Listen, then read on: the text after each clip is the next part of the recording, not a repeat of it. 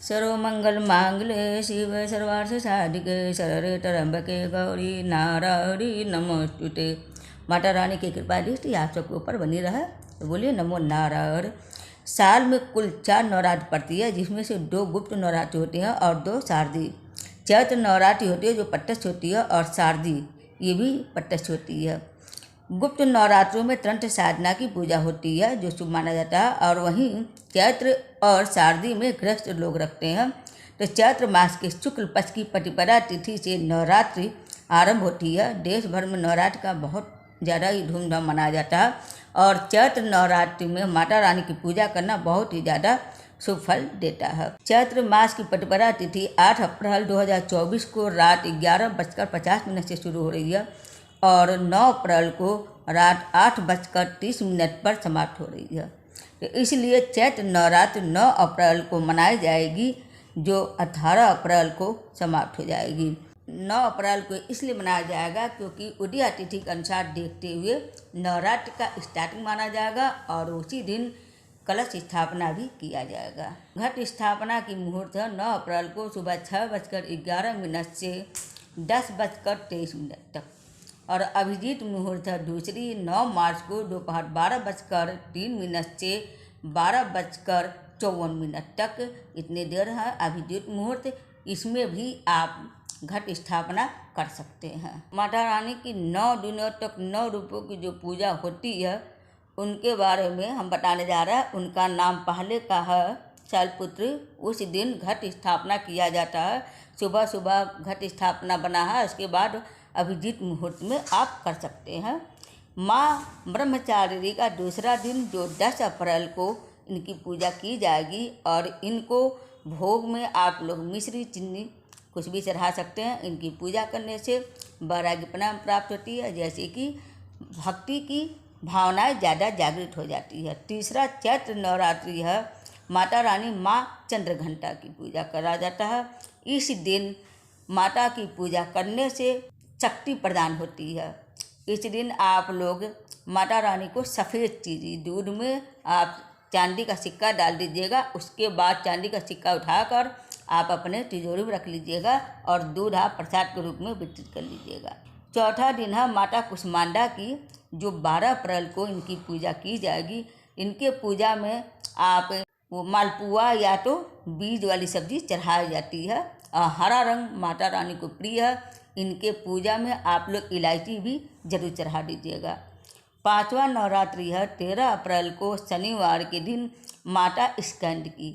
इनकी पूजा करने से संतान सुख भी प्राप्त होती है, और हर मनोकामनाएं भी प्राप्ति होती है। इनकी पूजा में आप लोग केला जरूर चढ़ा दीजिएगा। छठा माता है कात्यायनी।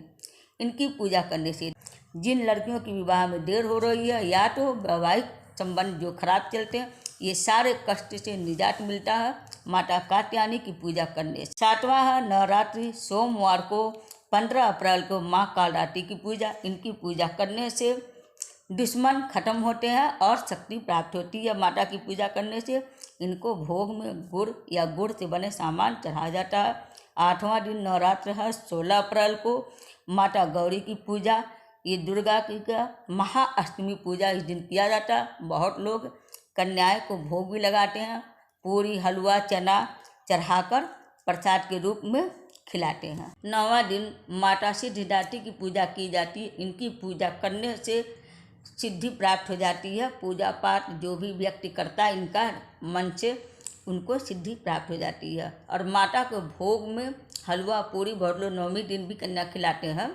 तो इस हिसाब से 9वें के दिन आप लोग हलवा पूरी चना जो भी बना रहती है, उसी से माता रानी खुश हो जाती है और प्रसन्न हो जाती है अपने भक्तों के ऊपर।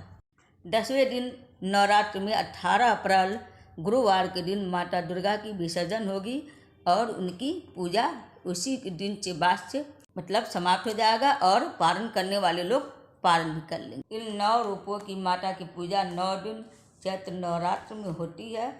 तो आप सब लोग माता का सच्चे मन से पूजा करिए, और अपनी मंगत जो भी है उसको पूरा करने की प्रार्थना की। 9 दिन तक नवरात्रों में आपको क्या नहीं करना है इसके बारे में हम आपको बता दें। 9 दिन तक नवरात्रों में प्याज, लहसुन और बैगन, मांस मदिरा बीड़ी सिगरेट ये सब जितना हो सके उतना छोड़ दें। नहीं पीना चाहिए, नहीं खाना चाहिए। जो लोग व्रत हैं वो तो व्रत रहेंगे ही, लेकिन जो लोग नहीं हैं व्रत, उन लोगों को भी छोड़ देना चाहिए। 9 दिन तक सात्विक भोजन करें और माता रानी का प्रार्थना करते रहें। अखंड दीप जलाना, जो लोग व्रत नहीं रहते हैं तो भी सात्विक भोजन करके घट स्थापना और अखंड दीप जलाकर पूरे 9 दिन तक श्रद्धा से माता रानी का पूजा कर सकते हैं। नवरात्रों में काला और नीले रंग का मतलब वस्त्र नहीं पहनना चाहिए। इस साल घोड़ों पर सवार होकर माता आ रही हैं। माता की सवारी दिन के हिसाब से होती है। जब मंगलवार और शनिवार होता है तो माता की सवारी घोड़ा होता है। इस दिन महाराष्ट्र में गुरु पर्वा और आंध्र प्रदेश कर्नाटक में उगादि का पर्व मनाया जाता है। चैत्र नवमी में राम जी की जयंती के रूप में मतलब रामनवमी मनाई जाती है। तो नवमी के दिन ही सिद्धिदात्री मैया की जिस दिन पूजा की जाएगी उसी दिन राम जी का भी पूजा किया जाएगा। तो दोपहर में आप लोग राम रक्षा स्तोत्र जरूर पढ़ लीजिएगा। और इसके बाद मैं अगला वीडियो जब बनाऊंगी नवरात्र का 9 दिन तक माता का भोग और सब कुछ बारे में बताऊंगी, कहानी वगैरह, आप लोग मेरे वीडियो को जरूर देखते रहिएगा। उम्मीद है आप सबको पसंद आया होगा।